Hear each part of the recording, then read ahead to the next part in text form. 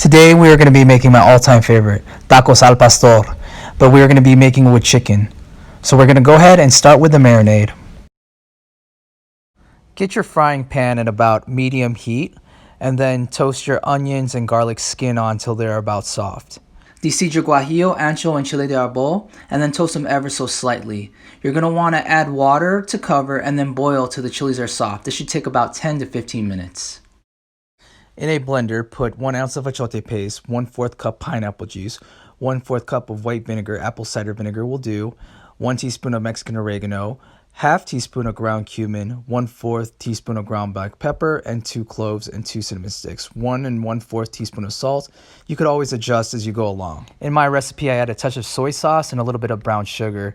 The brown sugar helps the al pastor caramelize. So while our marinade is cooling down, we're going to go ahead and rinse our chicken with cold water and only cold water. Because if you rinse your chicken with hot water, you have the chance of putting the chicken at a temperature danger zone and possibly getting somebody sick. Now after the chicken is dry, we're going to go ahead and clean and trim the chicken. So right now I'm just taking the fat off, and then after that I'm just going to cut it into bite-sized pieces. So people like to pretty much marinate and grill their chicken and then cut it after. You could do that if you want to, but for me, after the chicken hits the pan, it's going straight into the tortilla. If you want to, you could use chicken breast, but I like using chicken thighs because they get super moist and flavorful when they cook.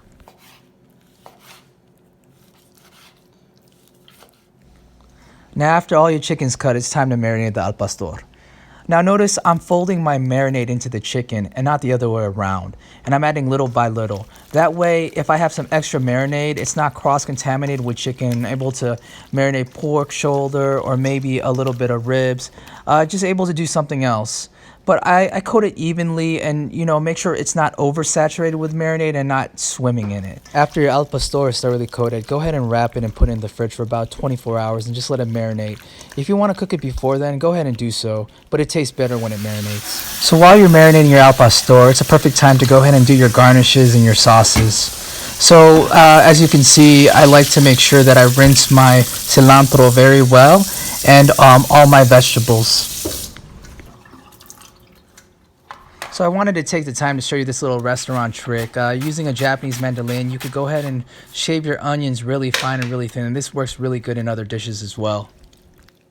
Now it's time to whip up the salsa. However, there will be no recipe involved. I'm not giving all my secrets away. So now go ahead and lube up your pan with some vegetable oil. I use Crisco. Make sure your pan is hot, and then go ahead and put your al pastor in, but don't overload it or else you won't get that nice caramelization or that golden brown that you're looking for. When your chicken is more than halfway cooked, go ahead and add your pineapple. And what you want to do here is just make sure that your chicken cooks the rest of the way and all the flavors of the al pastor submerge and penetrate that pineapple. At this time, it's probably a great idea to get the tortillas on the comal and start plating up. So originally, al pastor came to Mexico by the means of Lebanese immigrants with their lamb shawarma.